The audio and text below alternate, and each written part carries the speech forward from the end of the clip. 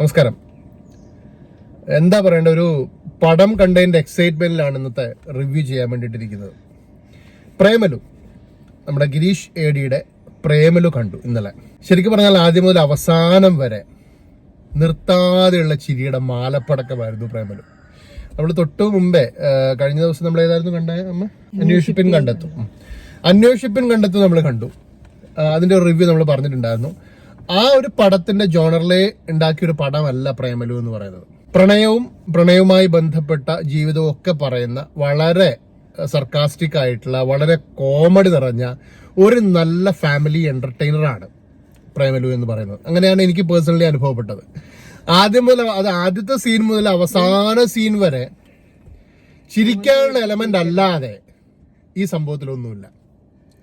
പിന്നെ അതുപോലെ തന്നെ ഈ പ്രണയത്തിന്റെ കഥ പറയാൻ വേണ്ടി ഗിരീഷ് ഏടിയെ കഴിഞ്ഞിട്ടേ ആളുള്ളൂ എന്നാണ് ഞാൻ മനസ്സിലാക്കുന്നത്. എന്തുകൊണ്ടെന്ന് വെച്ചാൽ തണ്ണീർമത്തൻ ദിനങ്ങളായാലും അതിനുശേഷമുള്ള സൂപ്പർ ശരണ്യ ആയാലും പ്രേമലു ആയാലും ശരിക്കും നമുക്ക് ഒരുപാട് സ്ഥലങ്ങളിൽ കണക്ട് ചെയ്യാൻ പറ്റുന്നുണ്ട്.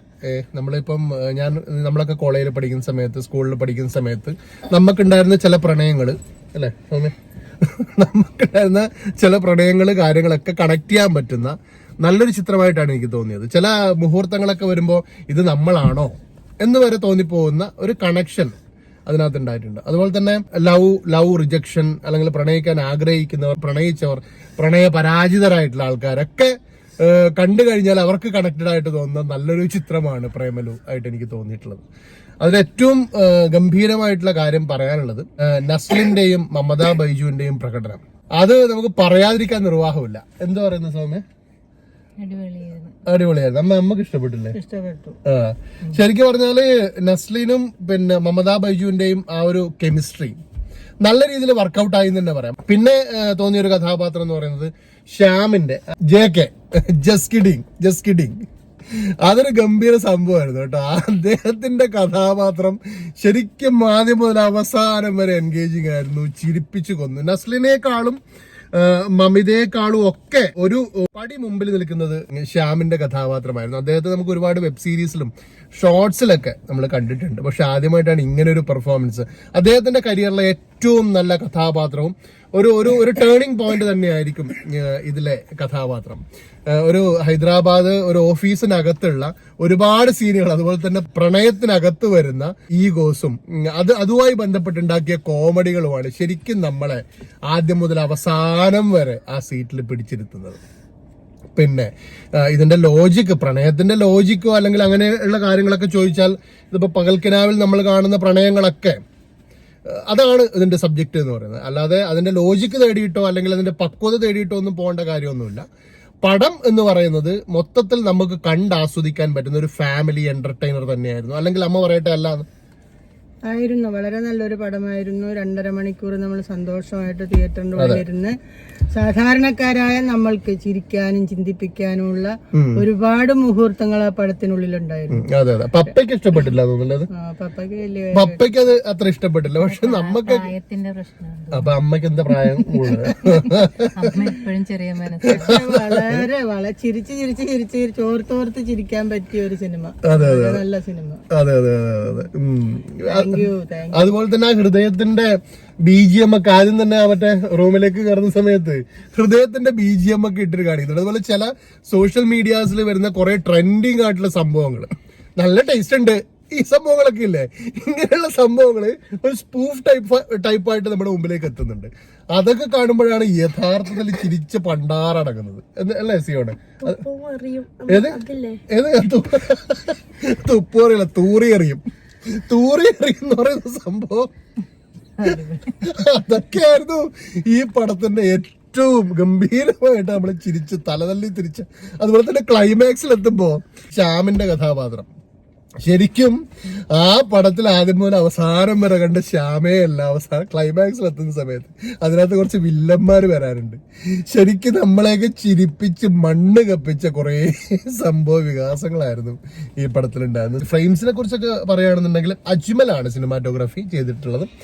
നല്ല ഫ്രെയിംസ് ആണ്. പടം കാണുമ്പോൾ തന്നെ നമുക്ക് എവിടെയും ബോറിങ്ങോ ലാഗിങ്ങോ ഒന്നുമില്ല. ഫുൾ എൻഗേജിങ് ആണ് പടം. ആകാശിന്റെ എഡിറ്റിങ്ങും ആദ്യം മുതൽ അവസാനം വരെ നല്ല ഒരു നിലവാരത്തിൽ തന്നെയാണ് പോയിട്ടുണ്ടായിരുന്നത്. എവിടെയും നമുക്ക് ഈ പറഞ്ഞതുപോലെ എഡിറ്റിംഗിലാണല്ലോ പിന്നെ ശരിക്കും പറഞ്ഞ പടത്തിന്റെ ഇപ്പോഴത്തെ കാലത്തുള്ള പടത്തിന്റെ വിജയങ്ങളൊക്കെ കിടക്കുന്നത് നല്ല ക്രിയേറ്റീവ് ആയിട്ടുള്ള എഡിറ്റിംഗിലാണ്. അപ്പൊ അതെന്തായാലും നല്ല രീതിയിൽ ആകാശ് ചെയ്തിട്ടുണ്ട്. പിന്നെ വരുന്നത് വിഷ്ണു വിജയിന്റെ സംഗീത സംവിധാനം. അതൊരു രക്ഷയില്ല കേട്ടോ. സംഗീത അല്ലെങ്കിൽ മ്യൂസിക് എന്ന് പറയുന്ന ഒരു സംഭവം അത് ഈ പടത്തിന് നല്ല രീതിയിൽ പിന്നെ സപ്പോർട്ട് ചെയ്തിട്ടുണ്ടെന്നാണ് പറയാനുള്ളത്. അതുപോലെ തന്നെ ഈ നസ്ലിൻ, മമിത ബൈജു, ശ്യാം, മീനാക്ഷി ഇവരെ കൂടാതെ ഓഫീസിനകത്തുള്ള പിന്നെ 2-3 കഥാപാത്രങ്ങളുണ്ട് അല്ലേ? പിന്നെ അത് ഗംഭീര കഥാപാത്രമാണ്. ആദ്യം തന്നെ ഓഫീസിലേക്ക് ജോയിൻ ചെയ്യാൻ വരുന്ന മമിത ബൈജുവിനെ ഓഫീസ് എന്താണെന്ന് പരിചയപ്പെടുത്തുന്ന ഒരു സീനുണ്ട്. ഇവിടെ ഇങ്ങനെയൊക്കെയാണ് എന്ന് പരിചയപ്പെടുന്ന ഒരു സീനാണ്. അവിടെയാണ് അദ്ദേഹത്തിന്റെ എൻട്രി.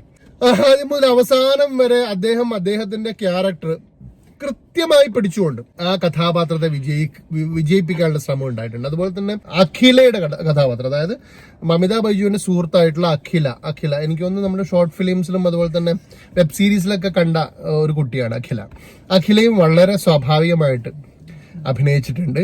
പിന്നെ ഇതിന്റെ മെയിൻ എലമെന്റ് എന്ന് പറയുന്നത് കോമഡി തന്നെയാണ്. അല്ലെ കഥയോ അല്ലെങ്കിൽ എന്താ അത് അങ്ങനെ വന്നൂടെ, ഇതിങ്ങനെ വന്നൂടെ എന്നുള്ള ചോദ്യങ്ങൾക്കൊന്നും അവിടെ പ്രസക്തിയില്ല.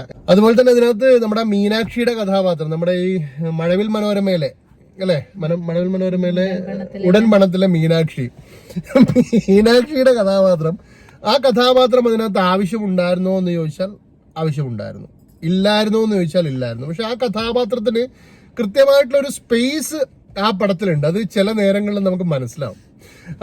പിന്നെ ഒരു പാട്ട് പാടുന്ന ഒരു സീനുണ്ട് അവസാനം, പാൽ മണക്കുന്നു പരൽ മണക്കുന്നു, അത് ഭയങ്കര വെറൈറ്റിയിൽ പാടിയിട്ട് ആ ഒരു സീനിലേക്ക് കൊണ്ടുവരുന്ന ഒരു സംഭവം അത് ഗംഭീരമാണ്. അതുപോലെ തന്നെ ക്ലൈമാക്സ് സീനിൽ ചെയ്തു വെക്കുന്ന ഒരു സംഭവമുണ്ട്. അതിന് വേണ്ടിയിട്ടായിരുന്നു എന്ന്, അതായത് ക്ലൈമാക്സ് സീൻ വരുന്ന സമയത്ത് ചെയ്യുന്നത് പടത്തിന്റെ ഒരു പകുതിയോട് കൂടിയിട്ട് നമ്മൾ അതിന്റെ ഒരു ഹിന്റ് തരുന്നുണ്ട്. അതായത് ഡയറക്ടർ ബ്രില്യൻസ് എന്ന് പറയുന്നത്. ആ ഹിന്റ് അവസാനം വരെ, അതായത് ഇന്ന കാര്യത്തിനാണ് ഇത് കൊടുത്തത് അല്ലെങ്കിൽ ഇന്ന കാര്യത്തിന് വേണ്ടിയിട്ടാണ് ഇത് ചെയ്തത് എന്ന് നമുക്ക് മനസ്സിലാവുന്നത് ക്ലൈമാക്സിൽ എത്തുമ്പോഴാണ്. അത് നമുക്ക് എവിടെയും സംശയം വരാത്ത രൂപത്തിൽ ഗിരീഷ് KD എന്ന് പറയുന്ന സംവിധായകൻ അതിനെ നല്ല രീതിയിൽ കൊണ്ടുവന്നെത്തിച്ചിട്ടുണ്ട്. എന്തായാലും പടം കുട്ടികൾക്കൊക്കെ ഒരുപാട്, സിയോൺ ഇഷ്ടപ്പെട്ടില്ല അവന്? കുട്ടികൾക്കൊക്കെ ഒരുപാട് ഇഷ്ടപ്പെട്ടൊരു പടം. പക്ഷെ സീരിയസ് കഥാപാത്രങ്ങൾ ചെയ്തുകൊണ്ടിരിക്കുന്നതിനകത്ത് ഇടയ്ക്ക് ചാണകം ഇടാൻ ഡൽഹിയിൽ പോലും ആന്ധ്രയില് അതെ അതിന്റെ ഇടയ്ക്ക് തന്നെ ചാണകം വാരിയിടാൻ പോകുന്നത്, അതുകൊണ്ട്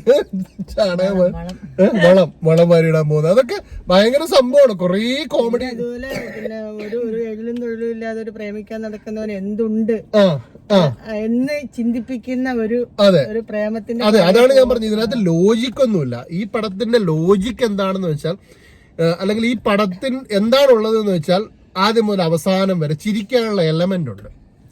അതിനപ്പുറത്തേക്ക് ഈ സിനിമ എന്തെങ്കിലും തരുന്നുണ്ടോ എന്ന് ചോദിച്ചാൽ നമുക്ക് കണക്ട് ചെയ്യാൻ പറ്റുന്ന ലവിന്റെ റിജക്ഷനും അല്ലെങ്കിൽ ലവിന്റെ, അതായത് പിന്നെ ഒരു സമയത്ത് ഒരാളുടെ പ്രണയം പറയുകയും ആ പ്രണയം അദ്ദേഹം വിട്ടുപോകുമെന്ന് ഉറപ്പുള്ള സമയത്ത് അദ്ദേഹത്തിനെ കാണാതിരിക്കുന്ന സമയത്ത് ആ പ്രണയത്തിന്റെ തീവ്രത കൂടുകയും ആ പ്രണയത്തിലേക്ക് ഒരു പെൺകുട്ടി നടന്നെടുക്കുകയും ചെയ്യുന്ന വളരെ മനോഹരമായിട്ട് ഒരു പിക്ചറൈസേഷൻ ഈ പടത്തിൽ നടക്കുന്നുണ്ട്.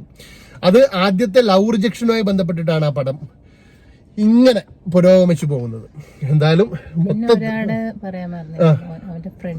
ഏറ്റവും പ്രധാനപ്പെട്ട ഒരു കാര്യം വിട്ടു, ശരിക്കും പറഞ്ഞാൽ ഈ പിന്നെ പടത്തിൽ എനിക്ക് നസ്ലിനേക്കാൾ ഇഷ്ടപ്പെട്ടത് നസ്ലിന്റെ സുഹൃത്തായിട്ടുള്ള സംഗീതിന്റെ കഥാപാത്രമാണ്. ശരിക്കും സംഗീത് ഇതിനകത്ത് ചെയ്തു വെച്ചിരിക്കുന്നത് നമ്മളെ എല്ലാ തരത്തിലും എൻഗേജിങ് ആക്കാൻ, എന്റർടൈൻമെന്റ് ആക്കാൻ വേണ്ടിയിട്ട് പ്രത്യേകമായിട്ടൊരു കഴിവുള്ള മനുഷ്യനെ പോലെ ഏറ്റവും സ്വാഭാവികമായിട്ടൊരു അഭിനയം കാഴ്ചവെക്കുക എന്ന് പറയുന്നത് ഭയങ്കര സംഭവമാണ്. നമുക്കൊക്കെ എന്തെങ്കിലും അഭിനയിക്കാൻ വരുമ്പോൾ തന്നെ കയ്യും കാലും ഒക്കെ വരാൻ വേണ്ടി തുടങ്ങും. പക്ഷെ ഇവര് മുഖം കൊണ്ട് ഉണ്ടാക്കിയെടുക്കുന്ന ഒരുപാട് അത്ഭുതങ്ങളുണ്ട്, അഭിനയ അത്ഭുതങ്ങൾ എന്ന് തന്നെ പറയാം.